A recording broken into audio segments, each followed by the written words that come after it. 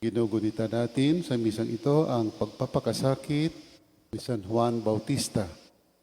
San Juan ang tagabinyag, isang martir. Sa ngalan ng Ama, ng Anak, ng Espiritu Santo. Amen. Sumainyo ang Panginoon. At sumaiyo rin. Mga kapatid, aminin natin ang ating mga kasalanan upang tayo maging marapat gumanap sa banal na pagdiriwang. Inaamin ko sa makapangyarihang Diyos at sa inyong mga kapatid na lubha akong nagkasala sa isip, sa salita, sa gawa, at sa aking pagkukulang. Kaya sinasamo ko sa mahal Birheng Maria, sa lahat ng mga anghel at mga banal, at sa inyong mga kapatid na ako'y panalangin sa Panginoong ating Diyos. Kawaan tayo ng makapangyarihang Diyos, patawarin tayo sa ating mga kasalanan, at patnubayan tayo sa buhay na walang hanggan. Amen. Panginoon, kaawaan mo kami. Panginoon, kaawaan mo kami. Kristo, kaawaan mo kami. Kristo, kaawaan mo kami. Panginoon, kaawaan mo kami. Panginoon, kaawaan mo kami. Manalangin tayo.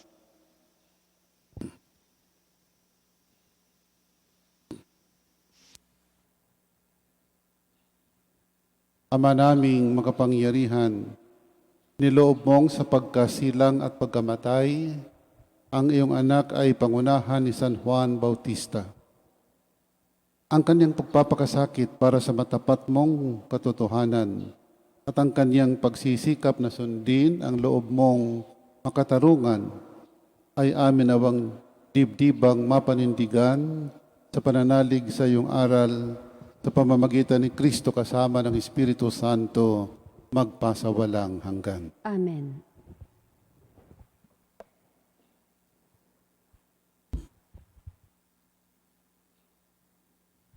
Pagbasa mula sa unang sulat ni Apostol San Pablo sa mga taga-Korinto. Mga kapatid, nang ako'y pumariyan, ipinahayag ko sa inyo ang lihim na panukala ng Diyos, ngunit hindi sa pamamagitan ng malalim na pananalita o matataas na karunungan. Ipinasiya kong wala akong ipinangaral sa inyo, kundi si Jesucristo na ipinako sa krus. Kaya mahina, takot, at nanginginig akong humarap sa inyo. Sa pananalita at pangangaral ko'y hindi ko kayo inakit ng matatamis na pangungusap batay sa karunungan ng tao, kundi sa pamamagitan ng patotoo ng Espiritu at ng kapangyarihan ng Diyos. Kaya't hindi sa karunungan ng tao, kundi sa kapangyarihan ng Diyos na babatay ang inyong pananalig kay Kristo. Ang salita ng Diyos. Salamat sa Diyos. Salmong tugunan. Iniibig ko ng lubos, tanang utos mo, poong Diyos. Iniibig ko ng lubos, tanang utos mo, poong Diyos. Ang iyong mga utos ay tunay kong iniibig. Araw-araw sa maghapon ay siya kong iniisip. Iniibig ko ng lubos, tanang utos mo, poong Diyos. Kasama ko sa tuwinay yaong iyong kautusan, kaya ako'y dumurunong ng higit pa sa kaaway. Iniibig ko ng lubos, tanang utos mo, poong Diyos. Sa lahat kong mga guro, ang unawa ko ay higit, pagkat ang aral mo turo ang laman ng aking isip. Iniibig ko ng lubos, tanang utos mo, poong Diyos. Ang taglay kong karunungay higit pa sa matatanda, pagkat ang iyong mga utos ay hindi ko sinisira. Iniibig ko ng lubos, tanang utos mo, poong Diyos. Di ko gustong matutuhan ang ugaling masasama, ang hangad ko na masunod ay ang iyong sinalita. Iniibig ko ng lubos, tanang utos mo, poong Diyos. Hindi ako nagpabaya sa utos mo at tuntunin, pagkat ikaw ang guro ko na nagturo ng aralin. Iniibig ko ng lubos, tanang utos mo, poong Diyos.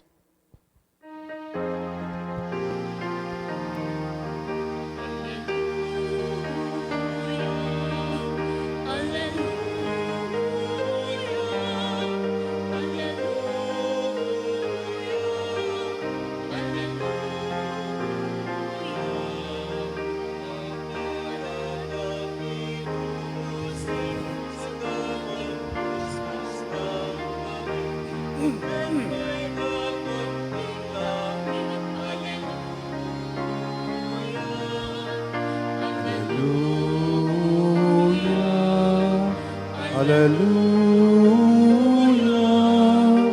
Hallelujah. Hallelujah. Sumayin niyo ang Panginoon. At sumaiyo rin. Ang mabuting balita ng Panginoon ayon kay San Lucas. Papuri sa iyo, Panginoon.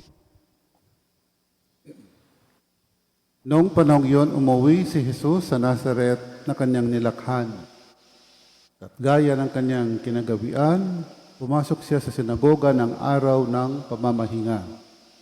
Tumindig siya upang bumasa at ibinigay sa kanyang aklat ni Propeta Isaías. Binuksan niya ang aklat sa dakong kinasusulatan ng ganito, "Suma sa akin ang Espiritu ng Panginoon, sapagkat hinirang niya ako upang ipangaral sa mga dukha ang mabuting balita. Sinugod niya ako upang ipahayag sa mga bihag na sila ay lalaya at sa mga bulag na sila ay makakikita, upang bigyang kaluwagan ang mga sinisiil at ipahayag ang pagliligtas na gagawin ng Panginoon." Pinalumbon niya ang kasulatan at matapos isauli sa tagapaglingkod, siya'y naupo. Nakatitig sa kanyang lahat ng mga sinagoga at sinabi niya sa kanila, "Natupad ngayon ang bahaging ito ng kasulatan samantalang nakikinig kayo." Pinuri siya ng lahat at namangha sa kanyang napakahusay na pananalita. "Hindi ba ito ang anak ni Jose?" Tanong nila. Kaya't sinabi ni Jesus, "Walang salang babangkitin ninyo sa akin ang kawikaang ito. Doktor, gamutin mo ang iyong sarili. Sasabihin din ninyo sa akin, gawin mo naman sa iyong sariling bayan ang mga nabalitaan naming ginawa mo sa Capernaum." At nagpatuloy ng pagsasalita si Jesus. Tandaan ninyo, walang propetang kinikilala sa kanyang sariling bayan. Ngunit sinasabi ko sa inyo, maraming babaeng balo sa Israel noong kapanahunan ni Elias nang hindi umulan sa loob ng 3 taon at kalahati at magkaroon ng matinding taggutom sa buong lupain. Subalit hindi sa kanino man sa kanila pinapunta si Elias, kundi sa isang babaeng balo sa Sarepta, sa lupain ng Sidon. Sa di na midami ng ketongin sa Israel noong kapanahunan ni Eliseo, walang pinagaling isa man sa kanila. Sinaaman pang taga-Syria ang pinagaling. Galit na galit ang lahat ng nasa sinagoga nang marinig ito. Nagtindigan sila at pinagtabuyan siyang palabas sa taluktok ng burol na kinatatayuan ng bayan upang ibulid sa bangin. Ngunit dumaan siya sa kalagitnaan nila at umalis. Ang mabuting balita ng Panginoon. Pinupuri ka namin, Panginoong Heso Kristo. Gandang umaga po sa inyo lahat. Ngayon po ipinagdiriwang natin ang paggunita sa pagpapakasakit. Hindi pa po yung pagkamatayan. Pagpapakasakit ni San Juan Bautista. Akma po sa Ebanghilyong binasa natin tungkol kay Jesus na nagbasa at sinabing ang kanyang binasa ay naging totoo sa kanyang sarili.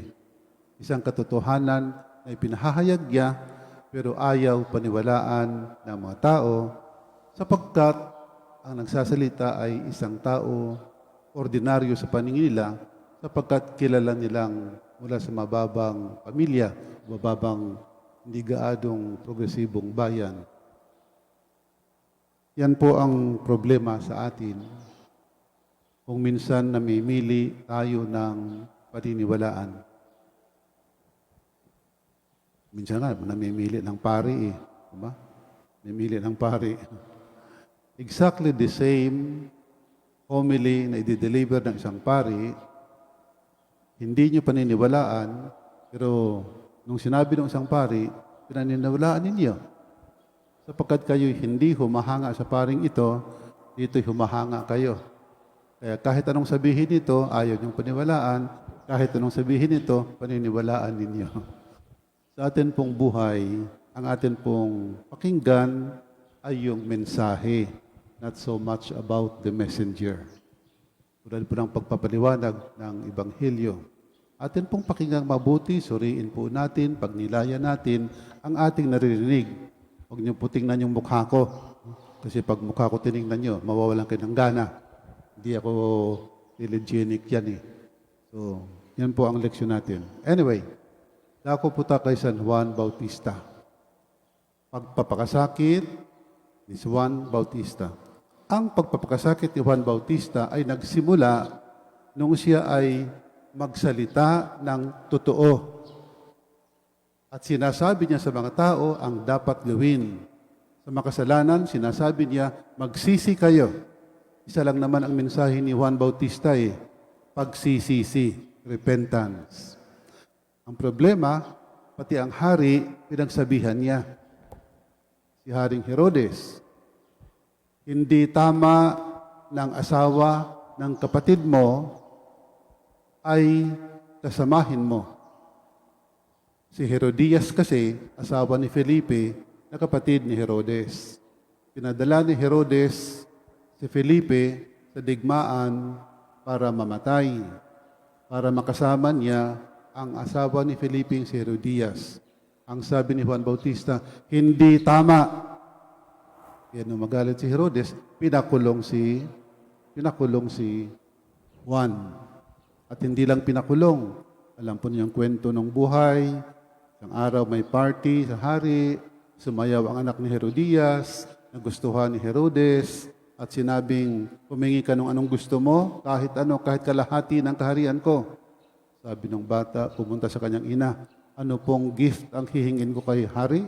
Sabi ng inang Herodias, hingin mo ang ulo ni Juan Bautista sa isang pinggan. Sinabi ng bata kay Herodes, napahiya si Herodes, pumunta sa bilangguan, pinapugutan ng ulo. Pinapugutan ng ulo si Juan, nilagay sa pinggan, dinala sa bata, binagay ng bata kay Haring Herodes, sa kanyang ina. Sakit ano? Magpahanggang ngayon, marami po tayong modern day John the Baptist. Marami po. Sa panahon natin, kung ikaw ay nagsasabi ng totoo, marami kang kalaban. Pero magsabi ka ng kasinungalingan, pambobola, marami kang tagahanga. Kita niyo yung nangyayari kay Maria Ressa. Kilala po ba niyo si Maria Ressa? Maria Ressa, yung Nobel Prize winner, yung Rappler. Kung sino ngayon ang nagsasabi ng totoo, siya ang tinutuligsa, siyang pinahihirapan, siyang hinahabla. Ang daming libel cases. Pero ang daming kasinungalingan naririnig natin, walang nagagalit, walang naghahabla. Ang leksyon po natin, manindigan sa katotohanan. Pag ikaw po ay kumampi sa katotohanan, tiyak para kang si Juan Bautista na pahihirapan. Tiyak na para kang si Jesus na hindi rin paniniwalaan. Lalo na kung ang iyong pinagsasabihan ay ang iyong mga kapwa dito po dating mga kababayan. Pwede ka siguro magsalita sa ibang bayan, pero sa sarili mong bayan, hindi ka pinaniniwalaan. Kaya nga kung minsan yung mga pari, hindi ini-assign sa sariling bayan. Kasi pag nag-homily rito, sino ba yan? Taga-Lumi lang yan eh. Sino ba yan? Taga-Dalamay Amu lang yan eh. Pero yung isang foreigner, lalo na pag foreigner, hangang-hanga kayo. Hindi nyo nga kilalang buhay nun eh. Baka mas masahol pa sa buhay ng isang native dito. Pero yan po ang nangyayari sa ating lipunan. Ang leksyon po natin, manindigan sa katotohanan kahit na ito ay may kaakibat na kaparusahan at pagdurusa sa buhay. Kailangan po natin ang mga modern day John the Baptist. Sa ngalan ng Ama, ng Anak, ng Espiritu Santo. Amen. Marami ang nagpapatotoo sa kanilang pananampalataya sa pamamagitan ng kanilang buhay. Dahil sa pagkabatid natin ng ating misyon sa mundo ay maging propeta, manalangin tayo sa ating mapagmahal na Ama na gawin tayong tapat sa ating bukasyon at ating sasabihin, Panginoon, dinggin mo ang aming panalangin. Panginoon, dinggin mo ang aming panalangin. Ang simbahan, naway may tapang natuparin ang kanyang propetikong misyon na ipahayag ang ebanghelyo ng walang takot o kompromiso.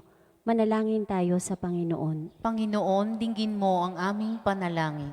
Ang mga naglilingkod sa pamahalaan, naway magkaroon ng budhing matatag na nakabatay sa katapatan at moralidad. Manalangin tayo sa Panginoon. Panginoon, dinggin mo ang aming panalangin. Ang ating pamayanan, naway manindigan at magsalita para sa katarungan at dignidad ng tao. Manalangin tayo sa Panginoon. Panginoon, dinggin mo ang aming panalangin. Tayo naway hindi panghinaan ng loob dahil sa mga pagsubok sa buhay, bagkus higit na maging matatag sa pananampalataya sa pamamagitan ng mga ito. Manalangin tayo sa Panginoon. Panginoon, dinggin mo ang aming panalangin.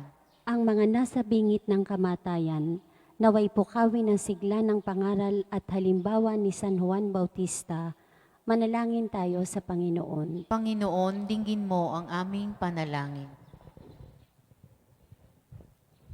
O Diyos naming makapangyarihan, pinagpala mo kami ng pangaral at halimbawa ni San Juan Bautista. Maialay nawa namin ang aming buhay sa paglilingkod sa iyo, sa pamamagitan na rin ng aming pangangaral at buhay. Inihiling namin ito sa pamamagitan ni Kristo na aming Panginoon. Amen.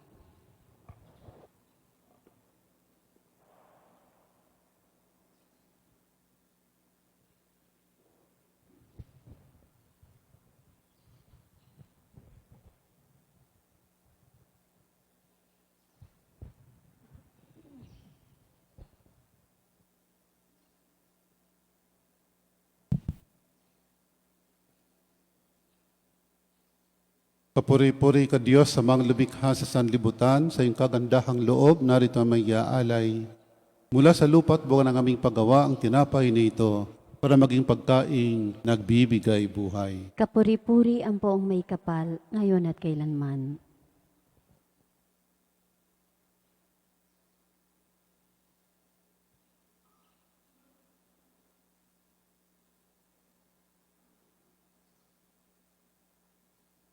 Papuri-puri ka Diyos sa mga lumikha sa sanlibutan, sa iyong kagandahang loob, narito ang may aalay. Mula sa katas ng ubas at buwan ng aming paggawa ang alak na ito para maging inuming nagbibigay ng iyong Espiritu. Kapuri-puri ang poong may kapal, ngayon at kailanman.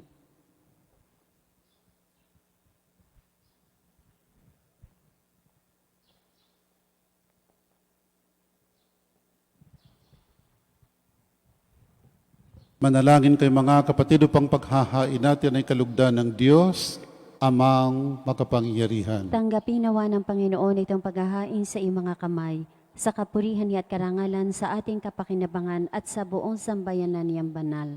Ama naming lumikha sa aming paghahain ngayon ng mga alay, ipagkalob mo ang tuwid na landas na pinangaral ni San Juan sa ilang, at sa dugo niyang dumanak ay matapang niyang tinatakan sa pamamagitan ni Kristo kasama ng Espiritu Santo magpasawalang hanggan. Amen. Sumainyo ang Panginoon. At sumaiyo rin. Itaas sa Diyos ang inyong puso at diwa. Itinaas na namin sa Panginoon. Pasalamatan natin ang Panginoong ating Diyos. Marapat na siya ay pasalamatan. Ama naming makapangyarihan, tunay kang marapat kami aming pasalamatan sa pamamagitan ni Hesukristo na aming Panginoon. Dinadakila namin ang pagtatalaga sa pinili mong sa kanya'y manguna, ang tagapagbinyag na San Juan Bautista. Sa lahat ng isinilang siya'y iyong itinangi at sa ligaya ng marami siya'y naging sanhi. Bago pa siya iluwal, kanya nang ikinagalak ang pagdating ng tagapagligtas ng lahat. Sa tanang propetay, siya lang ang naghayag na narito ang kordero sa lahat na magliligtas. Siya pa rin ang tagapagbinyag na gumanap, na nagpabanal sa tubig at nag-utos magbinyag, na tapat niyang pinanindigan kahit dugo niya ay dumanak. Kaya kaisa ng mga anghel ang sisiawit ang papuri sa iyo, na walang humpay sa kalangitan kami nagbubunyi sa iyong kadakilaan. Santo, Santo, Santo Panginoong Diyos ng mga hukbo, napupuno ang langit at lupa ng kadakilaan mo. O sana sa kaitaasan. Pinagpala ang naparirito sa ngalan ng Panginoon. O sana sa kaitaasan.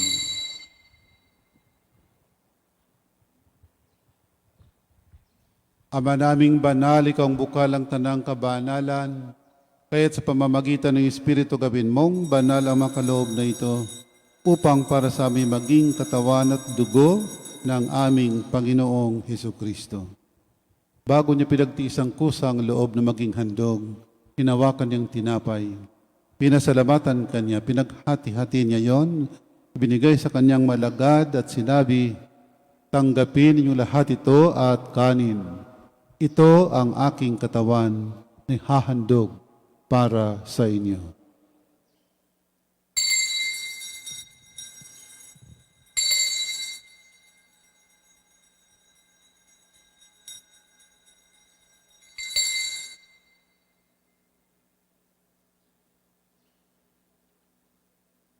Gayon din naman nang matapos ang hapunan, hinawakan niyang kalis, muli kanyang pinasalamatan. Niabot niyang kalis sa kanyang malagad at sinabi, tanggapin niyo lahat ito at inumin.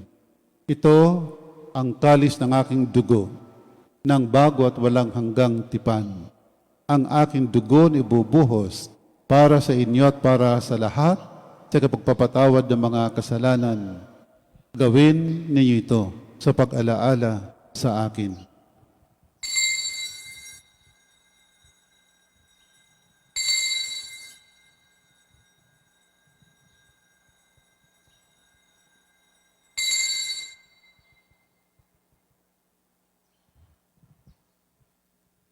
Ipagbunyi natin ang misteryo ng pananampalataya. Si Kristo'y namatay, si Kristo'y nabuhay, si Kristo'y babalik sa wakas ng panahon. Ama, ginagawa namin ngayon ang pag-aalala sa pagkamatay at muling pagkabuhay ng iyong anak. Kaya tiniaalay namin siyang tinapay na nagbibigay buhay at ang kalis na nagkakaloob ng kaligtasan. Kami nagpapasalamat dahil kami iyong minarapat at tumayo sa harap mo para maglingkod sa iyo. Isinasamo namin kaming magsasalo-salo sa katawan at dugo ni Kristo'y mabuklod sa pagkakaisa sa pamamagitan ng Espiritu Santo. Ama, lingapin mo yung simbahang laganap sa buong daigdig. Puspusin mo kami sa pag-ibig, kaysa ni Francisco na aming Papa, ni Gilbert na aming Obispo at ng Tanang Kaparian. Alalahanin mga kapatid naming nahimlay na may pag-asang sila'y muling mabubuhay. Gayon din ang lahat ng mga pumanaw. Kawaan mo sila at patuloyin sa iyong kaliwanagan. Kawaan pagindapatan kaming lahat na makasalo sa iyong buhay na walang wakas. Kaysa ng mahal ni Birheng Maria na ina ng Diyos, kaysa ng poong San Jose na mga apostol at ng lahat ng mga banal na namuhay dito sa daigdig ng kalugod-lugod sa iyo. Ipagdiwang nawa namin ang pagpupuri sa ikararangal mo sa pamamagitan ng iyong anak na aming Panginoong Hesukristo. Sa pamamagitan ni Kristo kasama niya at sa Kanya, ang lahat ng parangal at papuri ay sa iyo, Diyos amang makapangyarihan, kasama ng Espiritu Santo, magpasawalang hanggan.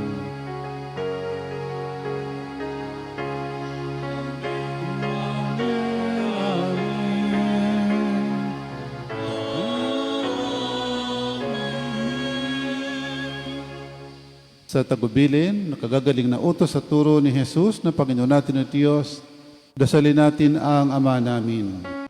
Ama namin, sumasalangit ka, sambahin ang ngalan mo, mapasa amin ang kaharian mo, sundin ang loob mo dito sa lupa para nang sa langit.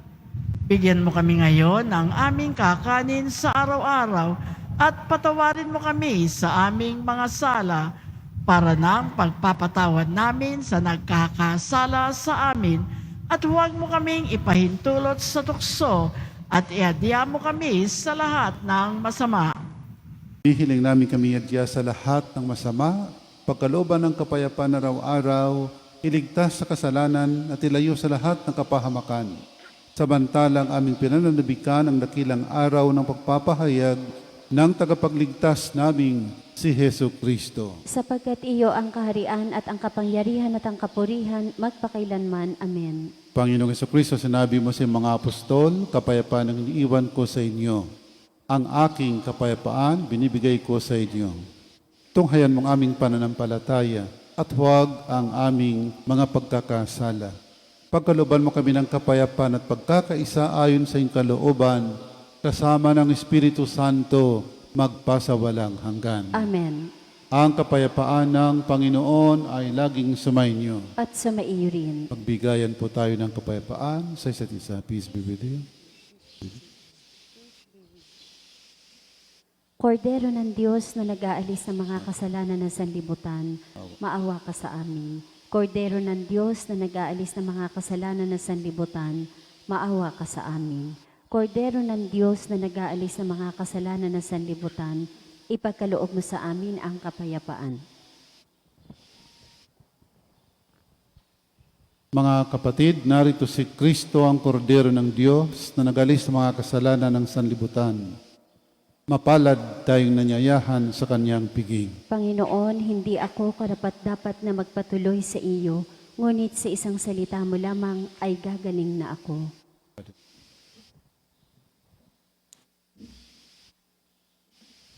Ang katawan ni Kristo. Amen.